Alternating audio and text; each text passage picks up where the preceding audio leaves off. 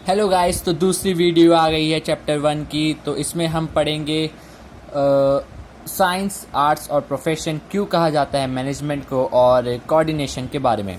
तो यार time waste करे बिना स्टार्ट करते हैं जल्दी, ठीक है। तो सिस्टमेटिक बॉडी ऑफ नॉलेज, पहले देखते हैं मैनेजमेंट को साइंस क्यों कहा जाता है। पहला रीज़न ये है, ये खाली थोड़ा एक्सप्लेनेशन है, इसको आप छोड़ भी देते हैं तो चलेगा। ये मेन है, ठीक है, ये आपको याद होना चाहिए जो भी ब्लैक में लिखा है। Systematic body of knowledge, systematic body of knowledge क्यों कहा जाता है? क्योंकि जो मैनेजमेंट है उसकी खुद की एक थ्योरी है, वोकैबलरी है, कॉन्सेप्ट्स है, प्रिंसिपल्स है। जैसे आप हेनरी फ्योल के प्रिंसिपल्स, टेलर के प्रिंसिपल जानते होंगे। अगले चैप्टर में आप इन्हीं के बारे में डिटेल में पढ़ेंगे। तो इन प्रिंसिपल्स के ऊपर आपका मैनेजमेंट वर्क करता है, ठीक है। तो इस वजह से हम इसको साइंस कह सकते हैं। दूसरा, principles based on observation and experimentation, ठीक है। जो ये प्रिंसिपल्स बने हैं ये टोटली ऑब्जर्व करके, एक्सपेरिमेंट करके बने हैं, ठीक है। जो टेलर के प्रिंसिपल है वो तो पूरे के पूरे ऑब्जर्वेशन और एक्सपेरिमेंटेशन के ऊपर है, और बाकी जो हेनरी फ्योल के है वो ऑब्जर्वेशन के ऊपर बेस है। ओके गाइस, फिर उसके बाद हम देखते हैं यूनिवर्सल वैलिडिटी। यूनिवर्सल वैलिडिटी, जो प्रिंसिपल्स ऑफ मैनेजमेंट है वो हर जगह एप्लीकेबल है, ठीक है। हर ऑर्गेनाइजेशन में एप्लीकेबल है, चाहे इंडिया में हो, चाहे फ्रांस में हो, चाहे यूएसए में हो, चाहे जर्मनी, चाहे कोई सी भी कंट्री हो, हर जगह पे एप्लीकेबल है, ठीक है। पर ये एक चीज़ है कि ये इतने एग्जैक्ट नहीं है साइंस की तरह। अब जैसे साइंस में ग्रेविटेशनल फोर्स का एक रूल है कि सेब अगर टूटा तो नीचे ही गिरेगा, ऊपर नहीं जाएगा, ठीक है। पर ये इतने एप्लीकेबल, मतलब इतने एग्जैक्ट नहीं है, आपको सिचुएशन के हिसाब से चेंज करने पड़ेंगे, तो इतने एग्जैक्ट हम नहीं कह सकते।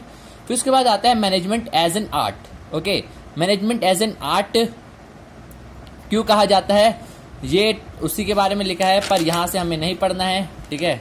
कुछ समझ में मतलब ज़्यादा यूजफुल नहीं है।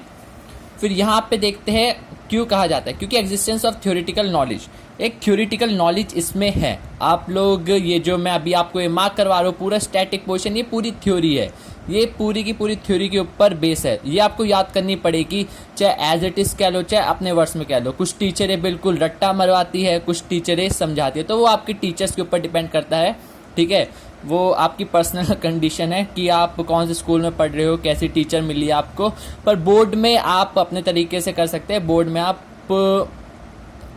प्रीवियस ईयर के पेपर देखे, उससे देखे समझे कि कैसे आंसर राइटिंग कर रहे हैं, वो कैसे आंसर कर रहे हैं, उस हिसाब से आप कर सकते हैं, ठीक है। तो वो तो आप कर ही लोगे। फिर उसके बाद आते हैं पर्सनलाइज एप्लीकेशन, खुद भी पर्सनली अप्लाई करना पड़ता है। ये नहीं कि प्रिंसिपल्स ऑफ मैनेजमेंट आपको मिल गए, प्रिंसिपल मिल गए तो उसी को अप्लाई कर रहे हो, नहीं, आपको अपनी पर्सनल जो कैपेबिलिटी है वो दिखानी पड़ेगी, अपना दिमाग वहाँ पे लगाना पड़ेगा, ठीक है। फिर उसके बाद आता है based on practice and creativity, ठीक है। Practice practice practice makes a man perfect, ये चीज़ आपने सुनी होगी, ये चीज़ यहाँ पे भी एप्लीकेबल है, ठीक है।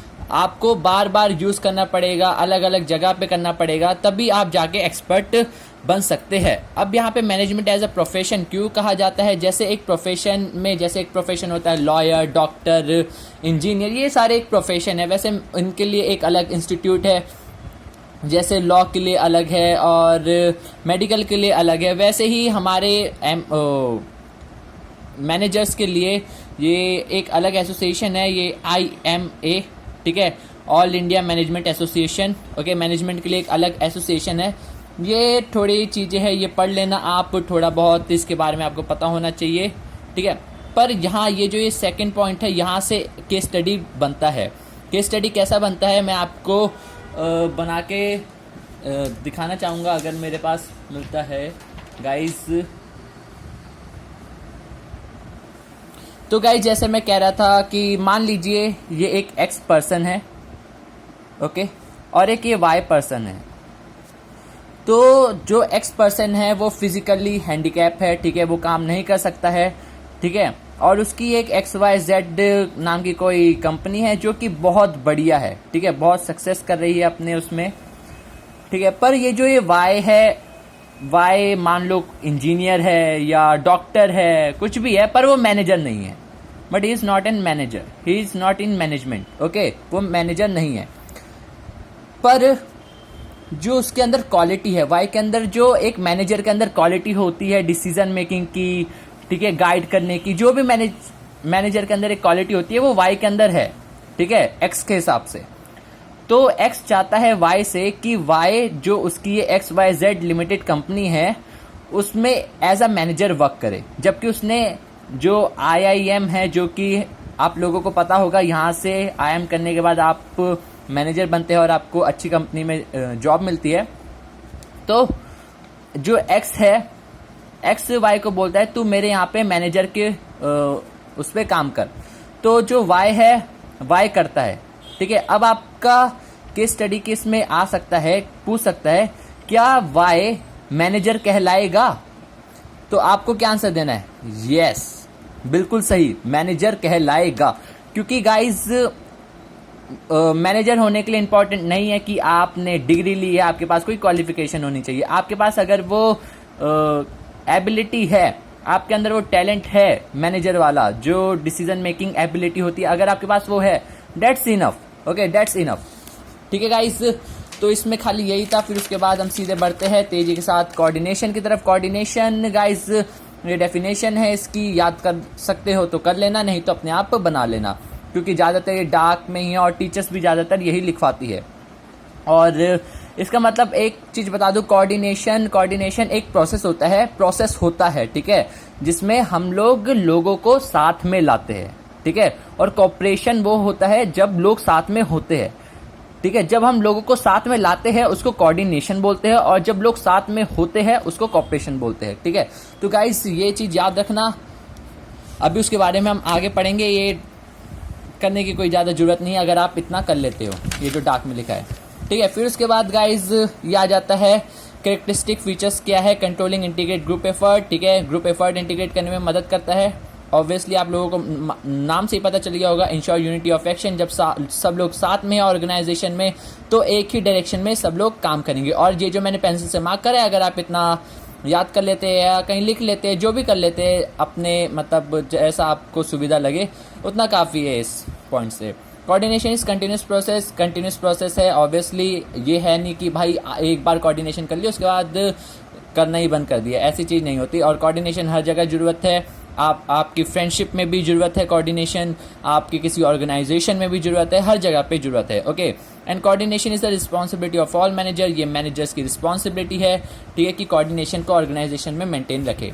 और coordination is a deliberate process, बहुत नाजुक होता है, जैसा मैंने यहाँ पे लिख भी रखा है, ठीक है। तो काफ़ी समझ के मैनेजर को ये डिसीजन लेना पड़ता है इससे रिलेटेड, कि जिससे पीपल के जो इंटरेस्ट है, डिफरेंट पीपल के जो इंटरेस्ट है वो इफेक्ट ना हो। उसके बाद यार ये टेढ़े मिर्चे, ये जो पॉइंट्स लिखे होते हैं ना, ऐसे टेढ़े लेटे हुए लिखे रहते हैं। भाई मुझे इसकी सिंपल बताऊँ, मुझे नहीं पता इनको इंग्लिश में क्या बोलते हैं, कौन सी टेक्स्ट फॉर्म बोलते हैं, पर ये टेढ़े मेढ़े मैं बोलता हूँ, ठीक है। टेढ़े मेढ़े होते हैं ना, इनको पढ़ लिया करो, ठीक है, क्योंकि ये कभी कभार काम आ जाते हैं, फिल इन द ब्लैंक्स में काम आ जाते हैं। जैसे देखो, cooperation in the absence of coordination may leads to wastage of effort, and coordination without cooperation may leads to dissatisfaction among employees, okay।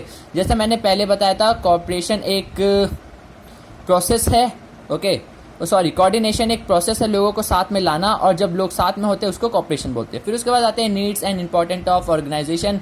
यार देखो, यहाँ पे आप देख पा रहे होगे इतना बड़ा, ठीक है, इतना बड़ा यार कौन करता है, ठीक है। हमें थोड़े स्मार्ट वर्क करना है, जैसा मेरा मोटिव है लेस इज मोर, ठीक है। हमें कम करना है पर ज़्यादा आउटपुट देना है, ठीक है, हमें कम करके ज़्यादा आउटपुट देना है। तो हमें सीधा जाना है यहाँ पे, need and importance of coordination. यहाँ पे आप देख पा रहे होंगे ग्रोथ इन साइज, वही चीज़ है सारा, यही इसीलिए मुझे सुभाष देव बहुत सही बुक लगती है, क्योंकि कहीं कहीं पे ऐसी चीज़ें दे देती है जहाँ पे हम आसानी से स्कोर कर सके। ग्रोथ इन साइज आप देख पा रहे होंगे, जैसे जैसे ऑर्गेनाइजेशन बढ़ेगा, नंबर्स ऑफ एम्प्लॉय बढ़ेंगे, ठीक है, वैसे वैसे हमें इंटीग्रेट करने की उन्हें जरूरत पड़ेगी, क्योंकि ज़्यादा लोग, ज़्यादा अलग अलग इंटरेस्ट, और अगर एक ही तरफ एक ही गोल हमें अचीव करना है सबको, तो उनको इंटीग्रेट करना जरूरी है। फिर उसके बाद फंक्शनल डिफ्रेंसिएशन, अलग अलग जब हम डिपार्टमेंट खोलेंगे, जब हमारा ऑर्गेनाइजेशन बढ़ेगा, ठीक है, तो उनके बीच में कॉन्फ्लिक्ट हो सकते हैं। तो कॉन्फ्लिक्ट ना आए तो उसके लिए हम इंश्योर करेंगे किससे?